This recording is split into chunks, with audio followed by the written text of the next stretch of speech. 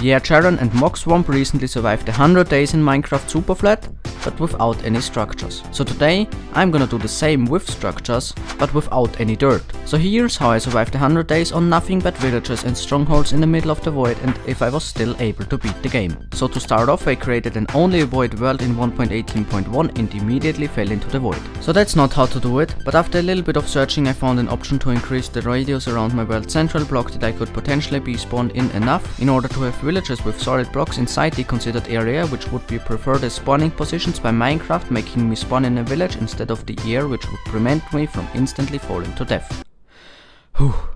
Upon spawning on top of a blacksmith on day 0, I immediately started taking the building apart. Then I looted the chest and got incredibly lucky, because the loot not only included 7 obsidian, but also 3 iron ingots, which was enough to craft a bucket. So I rejoined in 1.19.2 in order to make strongholds spawn, before continuing to take apart the house. Then I bridged out to the well, ran out of blocks, got more blocks, and bridged all the way to the ladder worker, who had a filled cauldron inside. This meant there were 2 water sources in this village. So I grabbed the cauldron water with my bucket and used it to make an infinite water source. Next up, I also took one of the lava sources from the blacksmith to make an infinite cobblestone generator. So now that I had access to infinite water and infinite blocks, I just wanted to go to bed for the first time.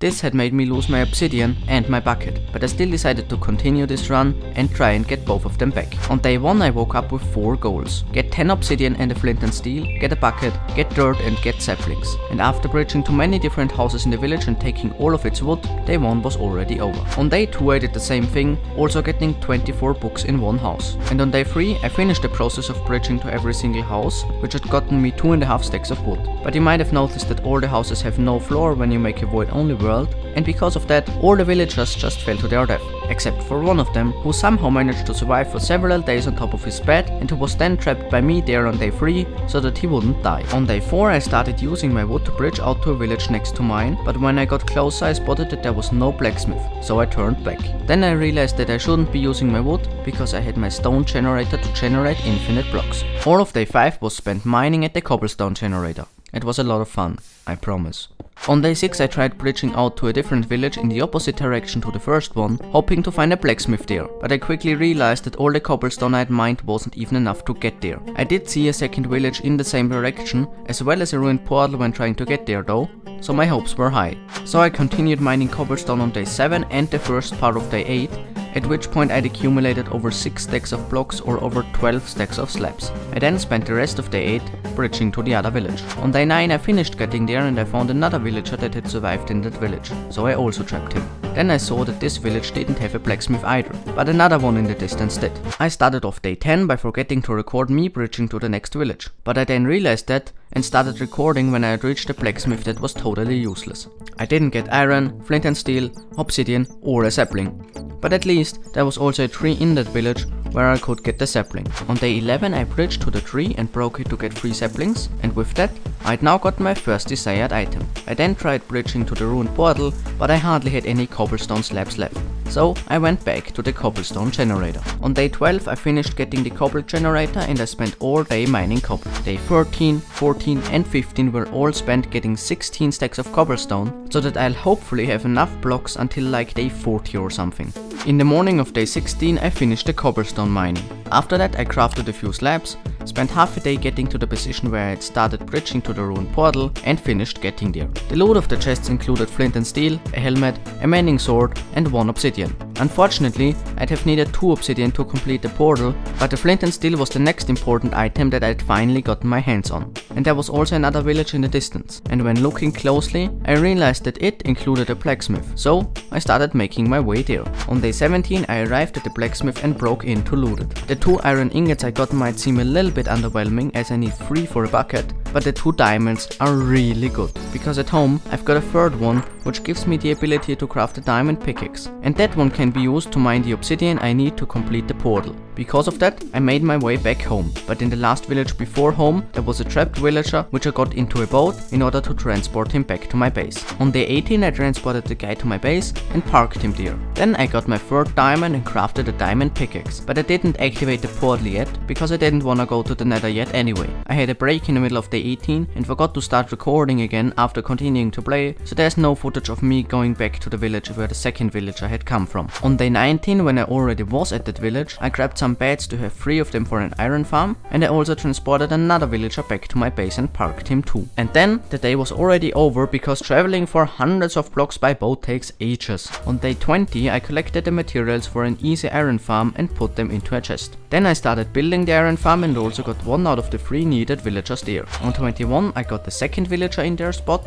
and I also started getting the third in. On day 22 I got the last villager in and destroyed all the temporary blocks used for that transportation. After that I finished building the farm. And then I didn't immediately sleep at night for the first time in this challenge because I needed a zombie for my iron farm. And so I put away everything I didn't need so that I wouldn't lose it when dying. I nearly got killed right after that, and I miserably failed at getting a zombie into the boat. But then I realized that the one had willingly walked into it without me doing anything for it, so I immediately went to sleep. On day 23 I walked away in an attempt to make all the mobs that had spawned last night despawn, and when coming back they had not all despawned. So I walked away once again, but even further this time, and upon coming back for the second time, the only 2 mobs left were a zombie mother and her kid in the boat, where they would be trapped to make my farm work until the end of time. Or at least for the next 78 days. In any case, I then just looked at my iron farm for the whole day because I wanted to collect the iron from dying golems. But no golems spawned yet, so I just went to bed when it turned night. In the morning of day 24, I wanted to continue AFKing, but I spotted some unnecessary cobblestone in the air, and so I went to remove it. And after that, I continued AFKing for another day,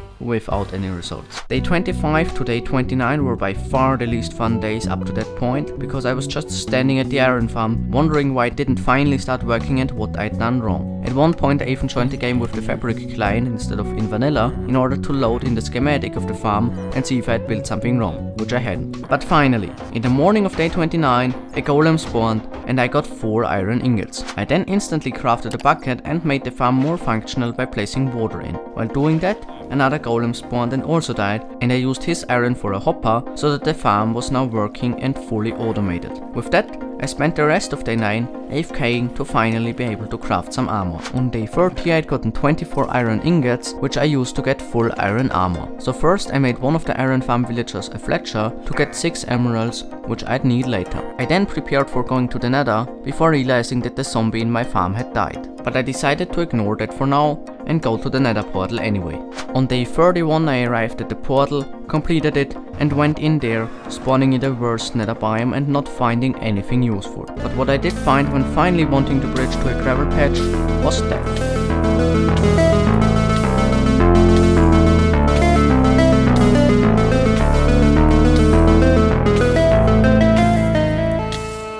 When respawning in the overworld, I ran back to my base without any items and got a pick before going to bed. On day 32, I grabbed a few stacks of cobblestone, walked back to the portal and entered the nether. I luckily managed to find most of the stuff that I had had on me when dying, and so I went on to do what was the most important thing in the nether: mine gravel. You're gonna find out why gravel is so important in this challenge later.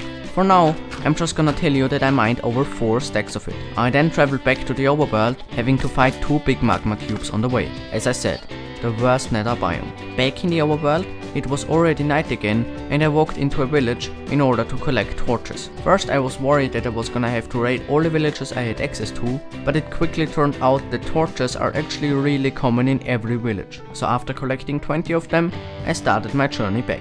On day 33 I arrived back at home and started my mission to fill a whole chest with cobblestone. To speed up the process, I used my diamond pickaxe. In between the cobblestone mining I also tried spawn-proofing the area around me. Then nighttime arrived and I managed to get the zombie that had spawned into the boat to get the iron farm up and running again. Next up, I destroyed some temporary blocks, but then I was attacked by too many skeletons at the same time as I had failed miserably at actually spawn-proofing the area. So I got shot into the void where the loading screen read my mind.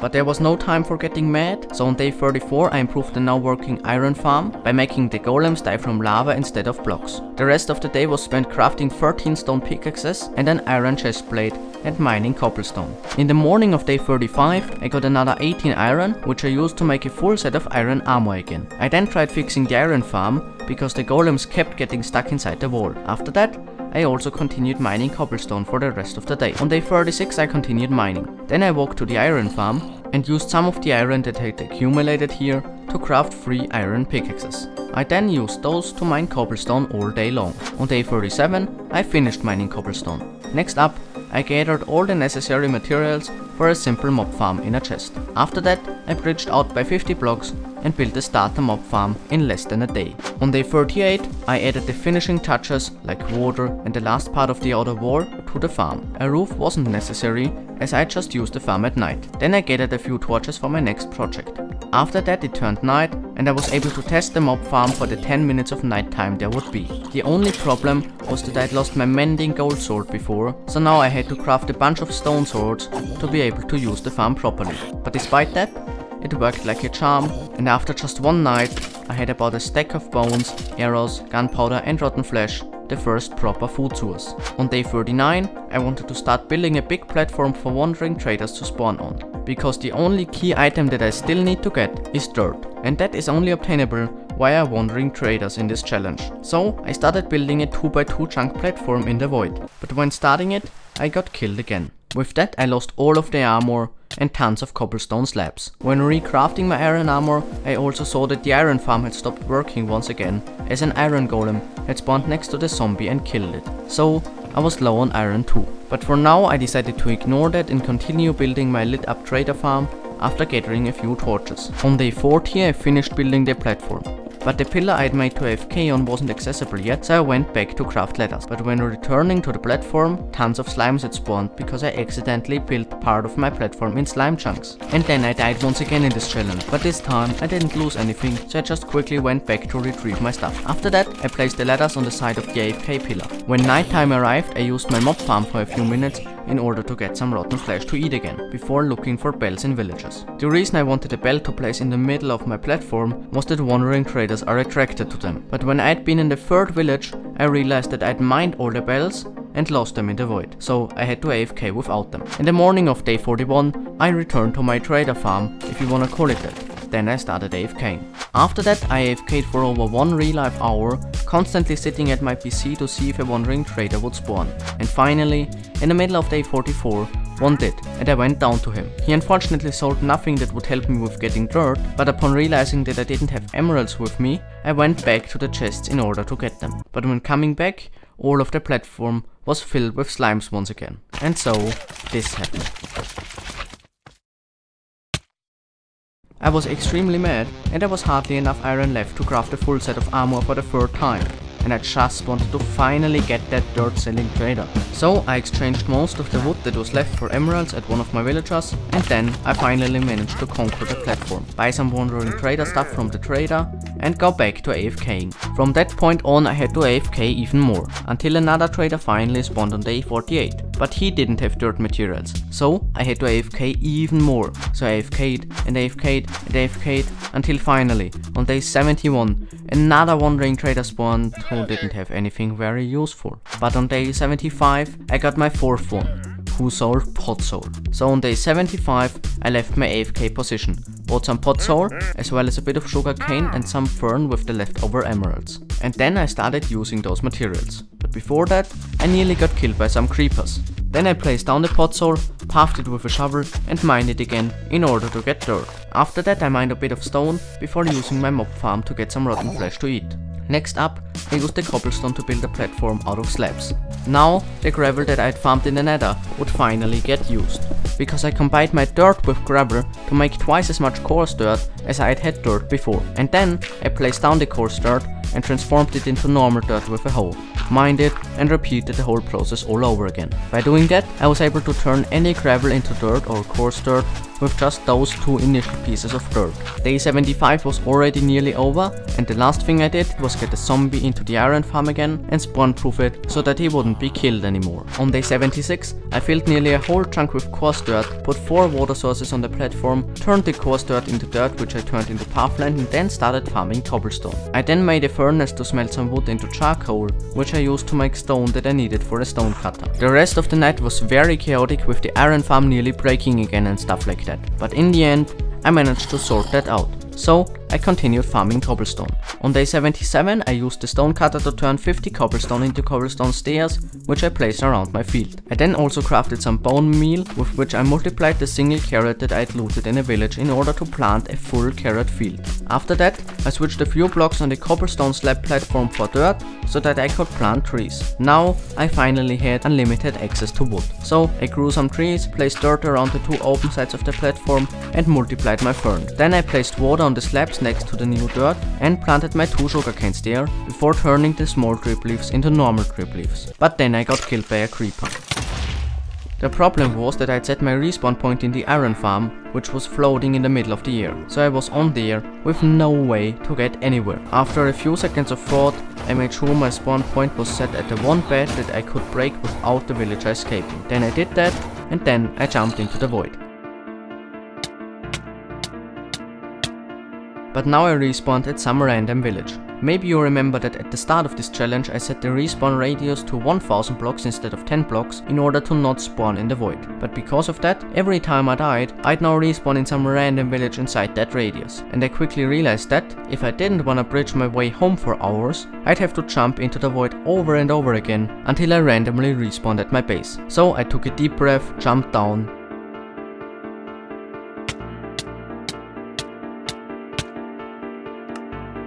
and instantly landed where I needed to be. Either I got incredibly lucky, or there are actually only 2 villagers inside the respawn area, which I highly doubt. Either way now, I just picked up all my stuff and continued playing. To be exact, I went to the mob farm for the rest of the day. On day 78 I started my morning routine by blowing up, not on YouTube unfortunately.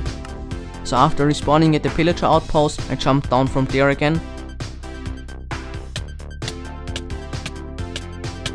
and respawn in my base. I'm now considering if there are maybe just a lot of blocks that I could spawn on in my village, and that's why I spawned there after like every second death. Regardless of that, I picked up my stuff, tried to prevent the area around me from burning down, used all the bone meal available to me to multiply carrots and mine some cobblestone. Then I used that to build an extended platform to the villagers in the iron farm and encased it. This was so that baby villagers could go there to be traded with. An iron golem must have spawned on one of the blocks from the platform because he'd killed the farm's zombie. So I threw him into the void. On day 79, I threw all of my carrots to the 2 villagers and they bred within seconds. And by the way, it's 2 villagers because one had jumped into the boat the day before and killed itself. And also, I wasn't trying to fix the iron farm again, because I had 1.5 stacks of iron spear, which was more than I needed. Then I mined some cobblestone, but after starting to do that, I forgot why I was doing it and stopped again, instead crafting a few iron axes and collecting some carrots which I threw to the villagers. I then remembered that I needed cobblestone to extend my platform in order to better farm trees, so I continued farming it. Then I mined a few trees before spending the night using my mob farm. On day 80,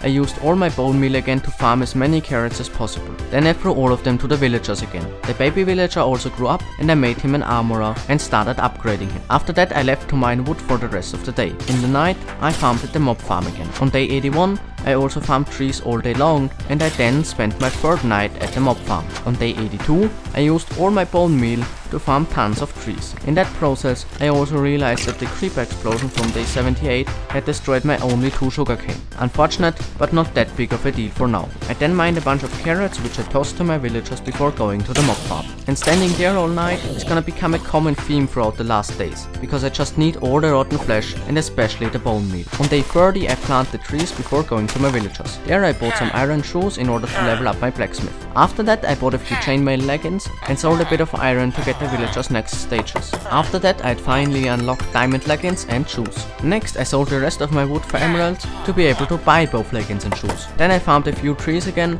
to be able to trade a few more emeralds. I went on to level up the armor villager to the last stage and bought myself a chest plate before going back to my mob farm. On day 84 I farmed a little bit more wood before finally buying a diamond helmet as the last piece of diamond armor. Then I mined trees once again. After that I sold it to my villagers and started upgrading the toolsmith by buying some pickaxes, selling some iron and buying 2 iron shovels. Then I used the mob farm again. In the morning of day 85 I found my whole carrot field. After that I started farming trees again before going to the mob farm once again. On day 86 I continued tree farming and I threw an enderman into the void. After that I sold all of my wood to the villagers and bought a diamond pickaxe which I used to farm trees even faster. In the night I returned to the mob farm. On day 87 I chopped down a few more trees before hitting another enderman from the mob farm into the void. Then I sold wood once again so that I could start upgrading my toolsmith to its last level. But when running back to my chests I jumped along the bridge in the middle of the void, bumped my head into the roof and got karma for throwing these 2 endermen into the void by getting knocked in there myself. Then I logged out. The next real life day I logged back on and died.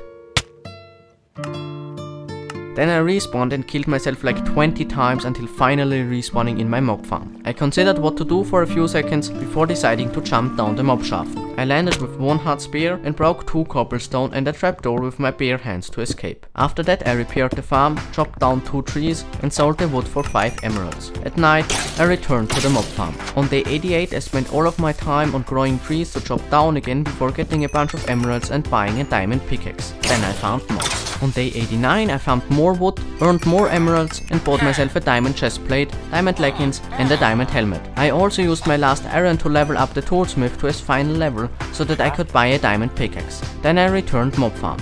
Yes, I don't want to say the whole sentence anymore. At this point I feel like I'm reliving the same day over and over again. On day 90 I farmed wood again and then I got enough emeralds to finally buy diamond shoes. And I was also only 9 emeralds away from being able to afford a diamond pickaxe. So I broke all the leaves above the saplings to ensure I was gonna get 36 logs with just 25 bone meal. And luckily I did, which is why I bought said diamond pickaxe next. After that I harvested my carrot field for what I assumed was gonna be the last time, which is why I didn't replant it. Then I packed together all my stuff to go to the nether and get blaze rods as well as ender pearls. And after that, when it was already night time, I started my journey. But when arriving at the next village, I was met by a creeper, which made me realize that it was too dangerous to travel at night. So I wasted a few minutes of playtime by sleeping. On day 91, I made my way to the nether portal and entered hell. There, I immediately started trapping endermen from the warped forest in boats and killing them. After some time, I had 8 ender pearls, and since I also had 2 at home, I only needed 2 more, which is why I decided to go and try to find a nether fortress. But I didn't manage to do that on day 91. On day 92, I forgot to record, so please just believe me what happened here. I continued trying to find a nether fortress, and eventually, when I was really starting to doubt I'd be able to beat the game by day 100, I spotted a fortress right below me in the hard to navigate Basalt Delta biome. So I went there, got nothing from killing a few stray blazes before barricading myself at the blaze spawn. And there I killed the blazes until I had acquired 6 blaze rods. After that I wanted to run back to my nether portal, but on the way I killed 2 wither skeletons, one of which dropped the skull. So that was nice I guess, but then I actually went back. On day 93 I started recording again, and I also finished returning to the portal and went back to the overworld and to my base. There I crafted myself 12 ender eyes. But you might wonder how I'm gonna find a stronghold and also activate it with just 12 ender eyes. Well, the thing is that the strongholds spawn at the exact same location in every super flat world. So I remembered my coordinates, generated a new super flat world in creative mode and looked for the closest stronghold. Then I mined cobblestone with my diamond pickaxe for the rest of the day so that I'd be able to bridge to that stronghold. On day 94 I continued mining cobblestone, but I realized that the diamond pickaxe didn't have enough durability to get me 18 stacks of it. So I started chopping down trees, but I was only able to get 19 logs because I didn't have any more bone meal. Then I continued farming cobblestone until night arrived. At night I went back to the mob farm once again to get bones. On day 95 I farmed a bunch of wood, sold it for the exact amount of emeralds I needed for a diamond pickaxe, and then I wanted to buy one just to see that the toolsmith had increased the price from 25 to 27 emeralds.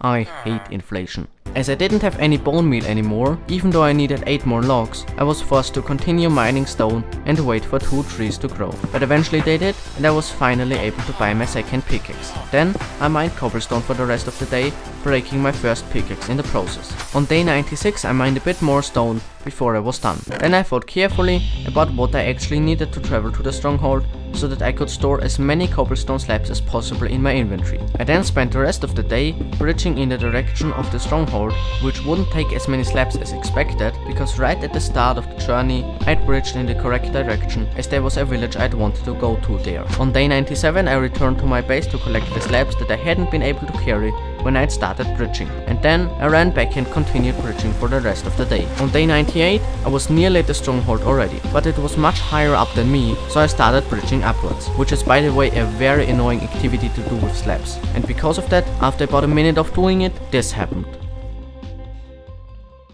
And I don't think I could express how horrible I felt without swearing, but I wanna be family friendly, so I'm not gonna do that. The problem was that with this I'd lost my ender eyes, and it was unlikely that I was gonna be able to get those back and return to the stronghold within the 100 days I wanted to play. But I decided to try it anyway. So after respawning at my base, I put everything I needed in my inventory once again. Then I made my way to the nether portal. In the nether I started to walk back to the warped forest for ender pearls, but on the way 2 zombified piglins were angry at me for some reason, so I parkoured around them to continue my journey. On the bridge over the lava I encountered a few peaceful zombified piglins, so I ran straight through them without any problems until they randomly started to get angry for no apparent reason, knocking me into the lava and making me lose all of my stuff once again.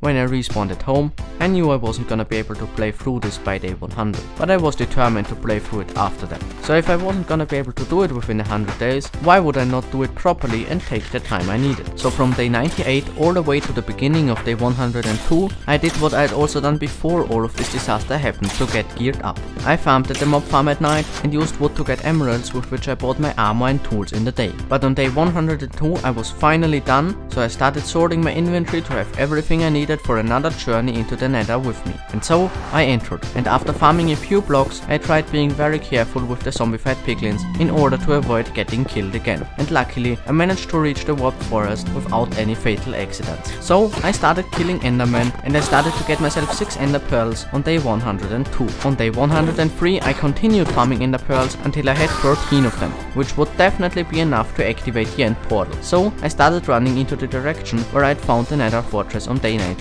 And after a few hundred blocks of hoping I was still on the right track, I spotted the black bricks of a fortress. But the thing is that that wasn't the one I'd already been in. It was one that I seemed to have overlooked when I'd been searching for one the last time, even though I'd been walking along the exact same path. But I didn't have a lot of time to worry about that, so I just made my way over there to kill a few blazes. After I'd gotten myself more than enough blaze rods, I started returning back home. On day 104 I finished getting back to my portal, but before that I used my shiny 3rd diamond pickaxe to insta-mine a bunch of netherrack, which I assumed I might need when fighting the dragon. After that I returned to the overworld and I ran back to my base. On the way I picked up 1 bed in order to be able to set my spawn point at the stronghold. Back at my base I rearranged all of the items in my inventory before running off in the direction of the stronghold. Quite a far way to run, but there was no way to make it shorter. In the morning of day 105 I arrived next to the stronghold, and I nervously started bridging again, as I was still vividly remembering my last time doing this. But luckily I didn't mess up this time, and so I was able to enter the portal room. Then I activated the end portal, placed down a bed to set my spawn point, and after taking a last deep breath, jumped into the end. I luckily spawned right next to the island, so I only had to tower up a few blocks in order to get there. Once up there, I quickly managed to shoot all of the crystals, except for one of them, on a particularly high pillar. So I pillared up next to that one, just to be knocked down by the dragon. But luckily I managed to survive, get back there, and shoot the last crystal. From here on out, I'd only have to damage the dragon, which should be pretty easy. So I started shooting him before he purged for the first time. And when I went in to severely damage him with my axe, he launched me up about 70 blocks into the air. But I luckily managed to survive on 1 heart. After regaining some of my health by eating a carrot, I safely hid behind an obsidian pillar, until the dragon decided to fly off right through that same pillar, killing me in a split second. So I respawned in the portal room and jumped right back into the end. But there, I realized that there was no easy way for me to reach the middle island without any items. My only option was to dig a tunnel through the endstone with my bare hands, which is exactly what I did, while praying that my stuff wasn't gonna just despawn. Luckily, when I was finally done digging my way up, I saw all the items lying around behind a pillar. Ran there, picked up the oak bolt first,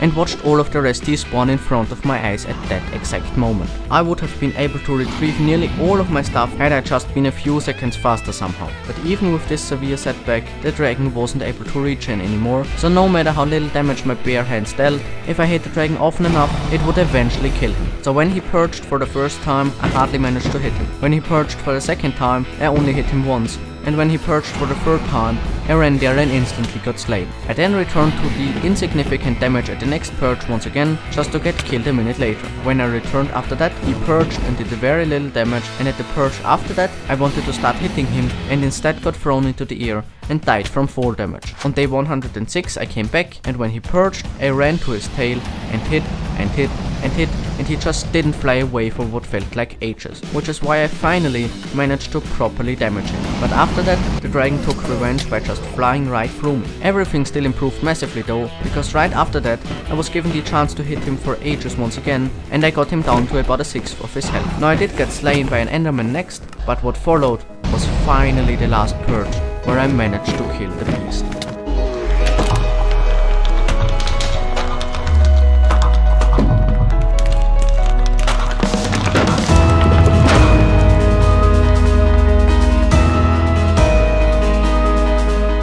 I then just collected a torch and broke a few endstones with my hand in order to get the dragon egg, and after that I jumped into the portal and just let the ending credits roll.